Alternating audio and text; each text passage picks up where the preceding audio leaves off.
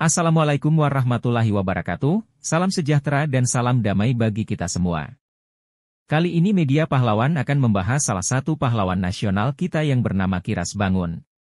Semoga dengan menonton dan mendengarkan video ini dapat menambah wawasan dan pengetahuan kita semua, terutama bagi para adik-adik yang masih duduk di bangku sekolah. Selamat menyimak. Dan jangan lupa klik tombol subscribe, like, share dan komen. Terima kasih. Kiras Bangun, tokoh rohaniwan dan pejuang.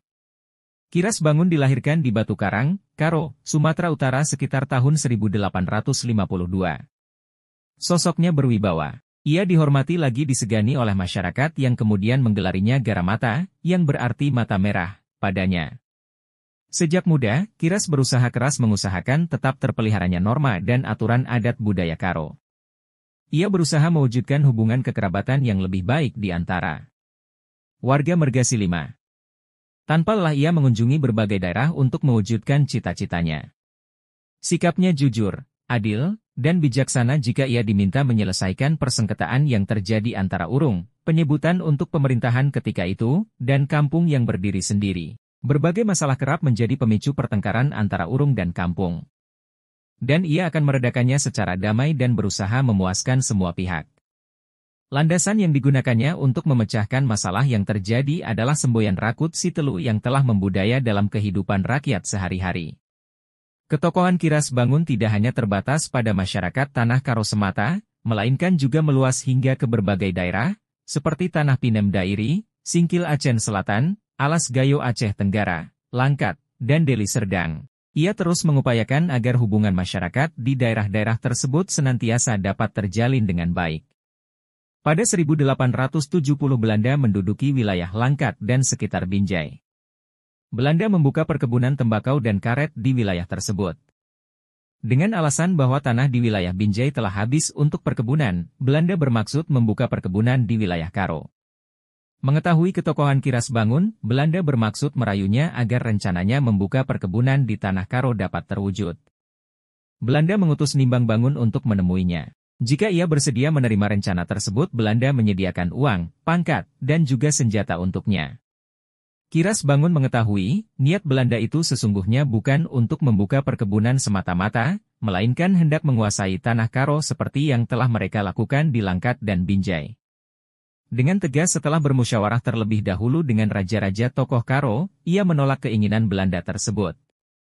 Pengutusan Nimbang Bangun yang masih terhitung kerabat dekatnya kepadanya jelas menunjukkan baginya bahwa Belanda akan menggunakan berbagai cara untuk memuluskan rencananya. Ia tetap bersikukuh dengan pendapatnya, menolak kedatangan Belanda di Tanah Karo. Namun, jika kedatangan Belanda tersebut hendak menjalin persahabatan dengan rakyat Karo atas dasar saling menghormati dan menghargai, ia dapat menerimanya. Keinginan yang sesungguhnya dari Belanda mulai menunjukkan kebenaran sesuai dengan perkiraan Kiras Bangun. Pada tahun 1902 Belanda mengirimkan Guy Laume beserta sejumlah serdadu Belanda sebagai pengawal ke Tanah Karo. Mereka nekat memasuki Tanah Karo setelah mendapat izin dari salah seorang kepala urung. Mereka menetap di Kabanjahe. Mendapati kedatangan Guy Laume beserta sejumlah serdadu Belanda yang menunjukkan sikap untuk terus menetap di Kabanjahe, Kiras Bangun segera bereaksi. Ia beberapa kali memberi peringatan agar Guy Laume segera meninggalkan Kabanjahe. Peringatannya itu sama sekali tidak diindahkan Guy Laume. Jalan kekerasan pun ditempuhnya.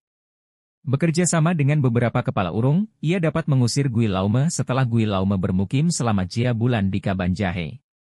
Pengusiran itu sekaligus menjadi awal permusuhannya dengan Belanda. Kiras Bangun menyadari, cepat atau lambat Belanda akan mengirimkan pasukan besarnya menuju Tanah Karo.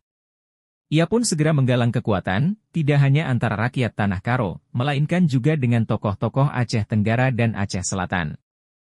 Mereka menyatakan kesediaannya untuk membantunya jika Belanda tetap nekat memaksakan kehendaknya.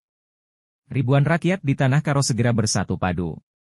Dalam pertemuan urung di Tiga Jeraya, mereka bersumpah setia untuk menghadapi kecongkakan Belanda. Pada tahun 1904, pasukan Belanda datang dari Aceh menuju Medan melewati Tanah Karo. Ketika tiba di Kampung Sukajulu, peperangan pun segera meletus. Perang kemudian terjadi di beberapa tempat di Tanah Karo. Kiras Bangun terus menggalang kekuatan untuk menghadapi serangan pasukan Belanda. Ia langsung memimpin kekuatan pendukungnya melakukan perang gerilya mengingat persenjataan pasukan Belanda lebih kuat dan lengkap. Ia juga mengutus beberapa orang menuju Alas dan Gayo untuk memperoleh bantuan sesuai yang mereka janjikan sebelumnya. Selain itu, didirikan pula benteng-benteng pertahanan untuk menghadang pergerakan pasukan Belanda. Pasukan Belanda terus menambah kekuatan untuk menghadapi perlawanan rakyat Tanah Karo pimpinan Kiras Bangun. Dengan mengerahkan pasukan dan persenjataan yang lebih lengkap, pasukan Belanda mampu merebut benteng-benteng pertahanan rakyat Tanah Karo. Kiras Bangun yang semula berada di daerah Beganding, Kabanjahe Tenggara terus terdesak yang membuatnya harus menyingkir ke berbagai wilayah dan terus menggelorakan semangat perlawanannya. Rakyat Tanah Karo terus melakukan siasat perang gerilya. Untuk mematahkan perlawanan rakyat Tanah Karo pimpinan Kiras Bangun, pasukan Belanda terus menambah jumlah pasukan dan persenjataan. Mereka melakukan serangan membabi buta hingga mengakibatkan banyak rakyat Tanah Karo yang gugur. Kiras Bangun akhirnya bersedia melakukan perundingan untuk menghindarkan jatuhnya korban di pihak rakyat. Perundingan itu merupakan siasat pasukan Belanda untuk menangkapnya. Ia kemudian diasingkan ke salah satu tempat di perladangan Riung selama 4 tahun sebelum akhirnya dibuang ke Cipinang, Batavia pada tahun 1919 hingga 1926. Kiras Bangun wafat pada 22 Oktober 1942. Atas jasa dan pengabdiannya yang luar biasa untuk bangsa dan negara, pemerintah Indonesia melalui Presiden Susilo Bambang Yudhoyono menganugerahi Kiras Bangun sebagai pahlawan nasional pada tanggal 9 November 2005.